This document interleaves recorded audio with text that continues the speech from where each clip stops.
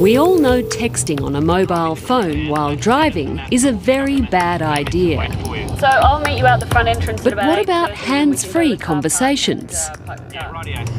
Okay, thanks, bye. Although it's illegal to hold my mobile phone and drive, hands-free conversations are still allowed. My eyes are on the road and my hands are on the wheel, so it's perfectly safe, right? I've come to the Queensland University of Technology, where Professor Simon Washington is looking at this question in detail. So when we put people in a simulator, we can measure everything they do in the car. We can measure when they brake, we can actually monitor where they look, as well as when they react to certain obstacles or events on the road. And in this particular study, we're looking at young drivers and trying to understand the effect of distraction on what they do in the car.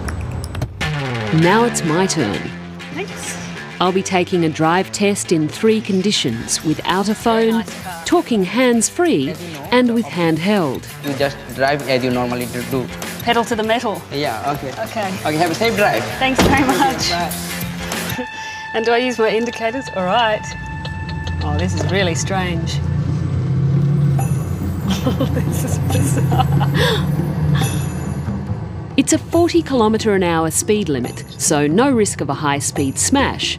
But there are plenty of potential hazards like stoplights, cyclists, and busy intersections.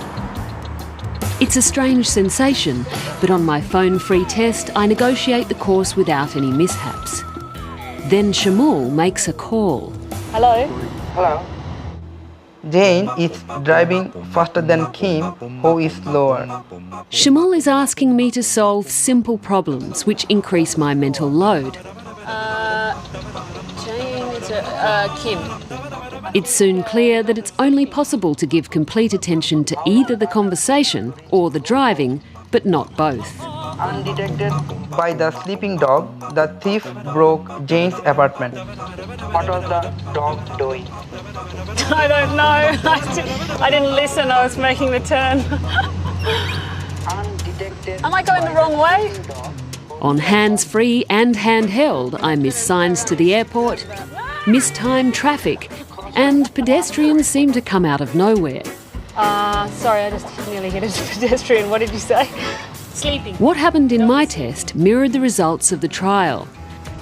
Phone conversations made younger drivers less aware of what was happening in their peripheral vision. What we found is when something is happening right in front of you, there's almost no distraction. There's almost no increase in reaction time. But if it's to the side, those kinds of events that in the peripheral vision are very, very difficult for someone who's distracted to detect. What we find is there's about a 40 to 50% increase in the reaction time. This means if you take 2 seconds to notice a pedestrian coming from the side, it takes 3 seconds when you're on the phone. At 60 kilometres an hour, 1 extra second takes your car 16 metres closer to the crossing. And it wasn't holding the phone that was the dangerous bit. There isn't that much difference between hands-held and hands-free conversations. That the cognitive engagement of someone is the most important aspect of the distraction. Brain scans taken in another drive simulator study shows exactly how we lose focus. Normal driving engages the posterior part of the brain, which controls visual and spatial awareness.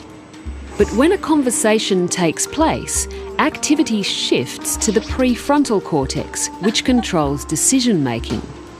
And so in a sense, you get tunnel vision that comes in like this, and the parts of the brain that are responsible for seeing things out here are diverted to the phone conversation. But we can't stop having conversations in cars. So we're having a conversation right now. Your study seems to suggest that that's a very dangerous thing to do, that I'm not going to notice things as much in my periphery.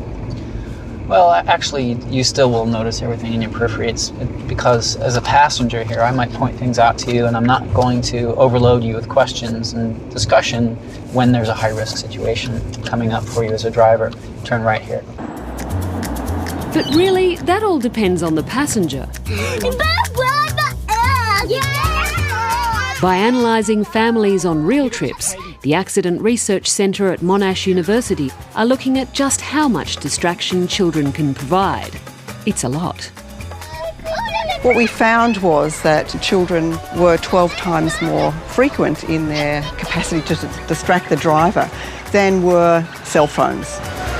We saw drivers engage with their children in a variety of ways, including reaching back to pass them food.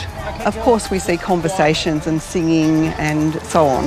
In an average 16-minute trip, the parents were taking their eyes off the road for around 3 minutes and 16 seconds. And this clearly is of concern.